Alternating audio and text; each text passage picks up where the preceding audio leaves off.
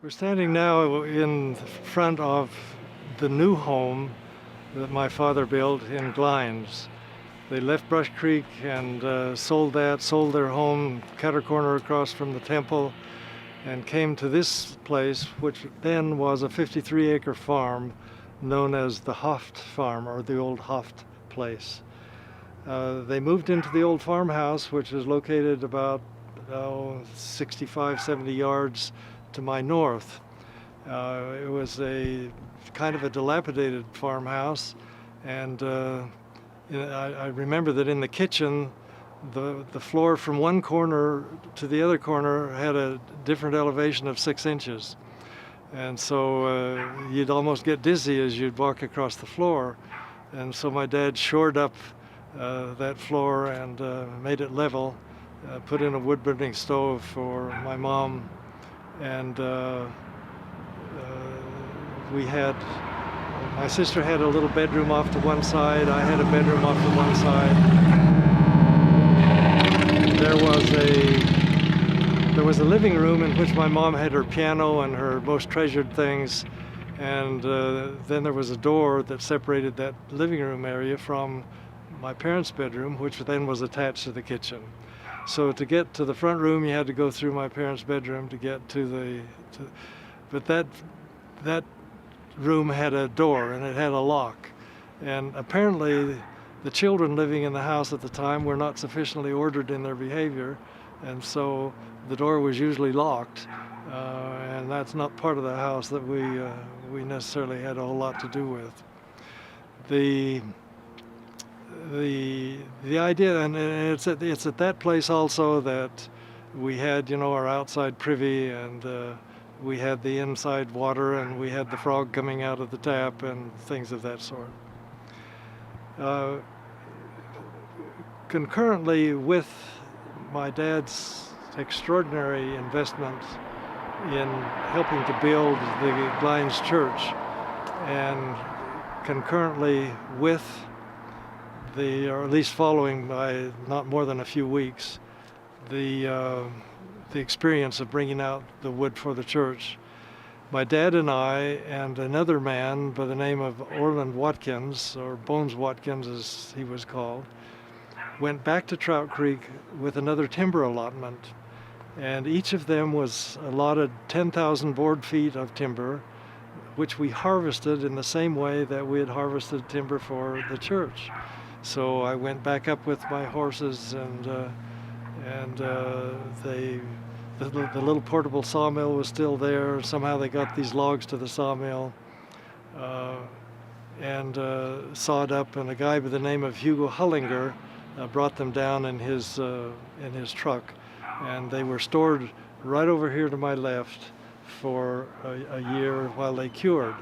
It was quite an art that my dad had of stacking the timber so that it would cure without warping. These all being pine boards, and the pine is not known for being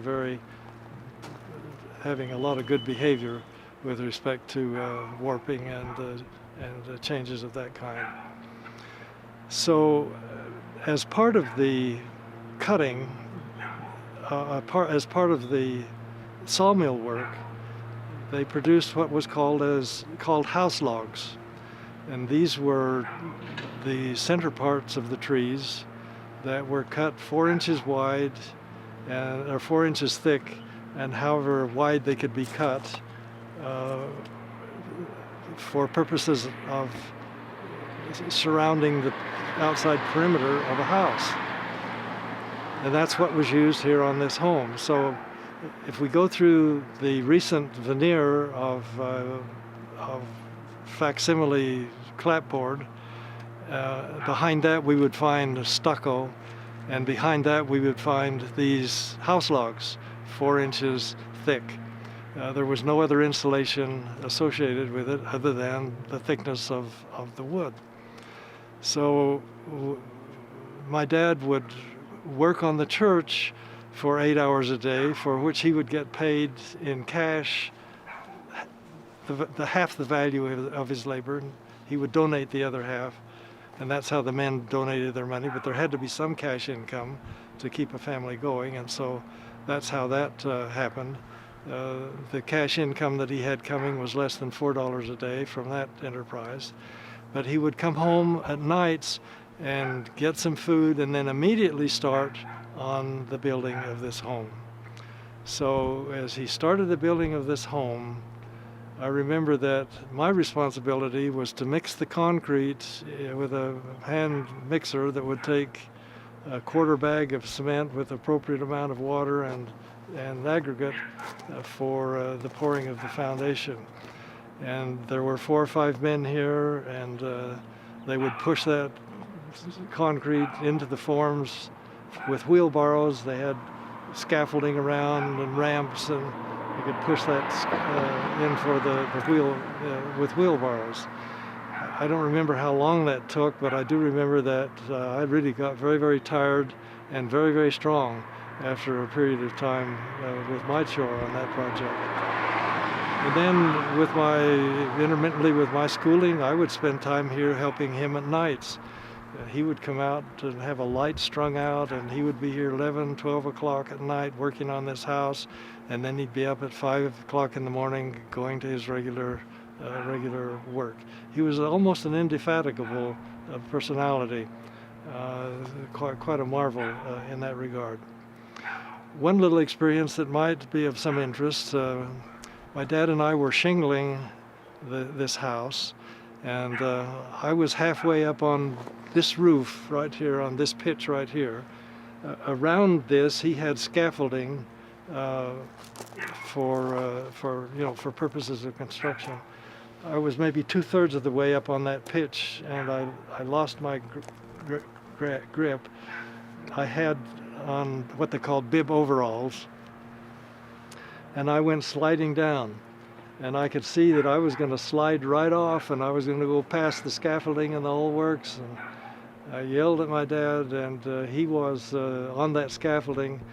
And as I was going over the edge, he reached out with a crowbar that had a hook on it and hooked one of my suspenders and kept me from going down, which from my perspective then seemed quite a long way, and might have been some hurt. It was quite an operation here. My parents tried an avant-garde heating system, which was a radiant heat. They put the pipes in the ceiling and cemented them in the ceiling. Unfortunately, the pipes leaked a lot and eventually had to be abandoned. We had a coal furnace, and in the original years, and it heated the water that was then piped through these pipes. The coal furnace required periodic cleaning of ashes and cinders, and that was one of my jobs. And it was also on that unfortunate location that I had the last little teasing contretemps with my sister that cost me my BB gun. The home here is relatively small. It had 2 bedrooms downstairs. It might have been 1,000 square feet, 1,100 square feet, in its original day. But it had an attic, and in the attic I had my bedroom unfinished. I could look up and see the cedar shakes up on the ceiling. When it was 40 degrees below zero outside, it was 35 below in my bedroom. And I think my brothers Terry and Roger also shared that. When I was about 20 years old, one of the projects I had to help here was to do some sheetrocking up there, at least to get some of the ceiling covered and some perfotaping done. This became a place of family solidarity and great happiness for all of us in many respects, because here my sister Lorraine was born, and she was less I think, than 6 months old when I left to go to Guatemala on my mission for the LDS Church. When I came home, she was a rambunctious little creature that when I married my wife Marta, the two of us thought she was adorable, that we should have her as our child. And so wherever we went with her, we'd always, if anybody asked, "Oh yeah, she's my daughter." And that got us through a period of time. The question is, what kind of relationship did our mom have with her children, or more specifically with me? I think I would preface this by saying that all of us who have become parents recognize that we deal differently with children who are the first and children who are the last. And so, Leslie, I apologize to you for being a tired old man when you were born. But I thought you were quite strict and not tired at all. But in my mom's case, one of the important things for her was that her children become literate, that they have an opportunity to sample good literature. Now, I mentioned to you yesterday that one of the books she read to me before I learned to read very well was Tom Sawyer. Why she thought that was a good book for me to hear about, I don't know. But I always had fun frontier-like books, David Copperfield and Tom Sawyer and things of that kind that would entice both the sentiment and the imagination of a young boy. She was always very, very protective of her children. At the same time, she was wanting to offer them as many opportunities as she could. She thought it was really wonderful, for example, that she would take me with my faulting capability with a trumpet to go play my trumpet for the Relief Society people while she would play the piano. So we would practice together a lot, and had a good lot of time doing that. While she played, you sang a lot too. And I also sang, and actually, as I'm thinking about it now, my dad and I sang together a number of times on various occasions for which she played the piano. There was an absolutely magnificent, almost larger-than-life piano that my dad had acquired from somewhere, provenance of which I don't know or remember. It was extraordinarily heavy. It took not only 4 men, but more like 6 men, and maybe more, to move it. And some years later, I guess after my mom had died of her last illness, my wife Marta and I came home to visit, and the piano was gone. And my dad had sold it to someone for $200 without even mentioning it to the children or giving us an opportunity to have purchased it.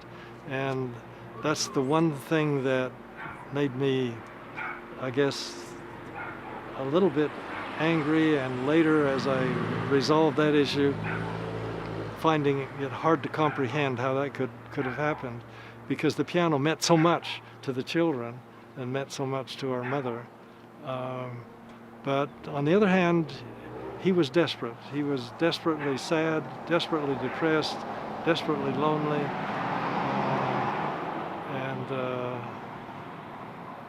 and that takes a toll on anyone. This would have been started in about 1946, and in about 1952, my mom and I were in the kitchen painting it a baby blue color, which she was so excited about. And I thought, well, that's my contribution, along with the other things. I wanted to have you draw your attention. Is it in your video, the door?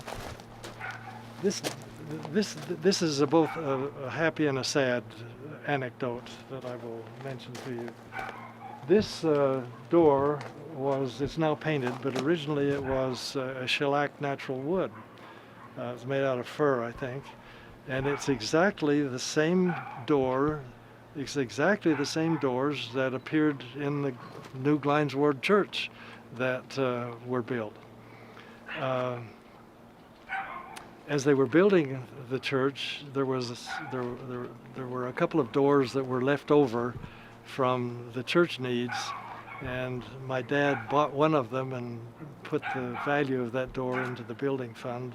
And I think it was Eldon Perry who bought the other one and put the equivalent amount of money into the ward building fund. So Eldon Perry and my dad had doors that were like the church doors. They were also workers at the church, and guess what you would conclude from that? You would conclude from that, would you not, that they stole the doors and put them in their house, and that's the rumor that began to be sorted about. And it just made me absolutely furious. Didn't seem to bother my dad too much. He said, well, people have to have something to talk about. They might as well talk about me as anyone else. So that's the sad part of the door. When you're talking about the farmhouse at Glines, is Yeah. that this? No, That's a no, the different- farmhouse at Glines is over here about, I don't know, 70 yards or so. Oh, It was quite a decrepit old place. It didn't even have any, it had the old lath, what was it called, Charlie? The strips of lath for plaster in the ceiling. And you'd put the lath strips of wood up, and then people would come in and plaster it, and that would be your ceiling. But there was no insulation in the ceiling and no insulation in the walls. And the first winter that we were there, apparently was a pretty good winter, and the frost came through the wall in my sister's bedroom. And that's the one time I remember my mom kind of going into a panic mode, like she had had experience with frost going through walls before, and it was something very, very serious. So the next year, my dad and I carried sacks of sawdust up into the roof and spread sacks of sawdust all over as a form of insulation, which greatly improved the quality of winter life in that home. Well, I guess friends and loved ones, and my wife Eileen, and maybe even people unseen, it's been absolutely wonderful for me to have this time and to talk about things that are of abiding interest and importance to me. And I thank you for your interest. And as we all go on through our lives, I guess I wish each of you Godspeed in your life's journey.